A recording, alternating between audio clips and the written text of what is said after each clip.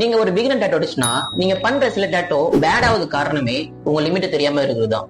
First பாத்தீங்கன்னா உங்க limits என்னன்னு தெரிஞ்சு வச்சுங்க.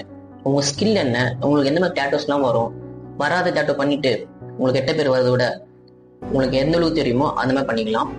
ஸோ தப்பு பண்றதுனால அவங்க கிளைண்டோட மணியும் வேஸ்ட்டு, உங்க மேல ஒரு நம்பிக்கையும் போயிடும். எல்லாருக்கும் எல்லா ஸ்டைலும் வராது. ஸோ உங்களுக்கு ஒரு ஸ்டைல் வரலன்னா ஃபர்ஸ்ட் அதை அக்செப்ட் பண்ணுங்க.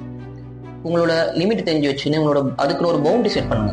அப்ப என்ன ப்ரோ, நான் என்னோட லிமிட்டை நான் புஷ் பண்ணக்கூடாதா? புஷ் பண்ணுங்க. உங்க பிராக்டிஸ்ல புஷ் பண்ணுங்க. பிராக்டிஸ் பண்ணி உங்களுக்கு என்ன விஷயம் வரலையோ அதுல புதுசா ட்ரை பண்ணுங்க.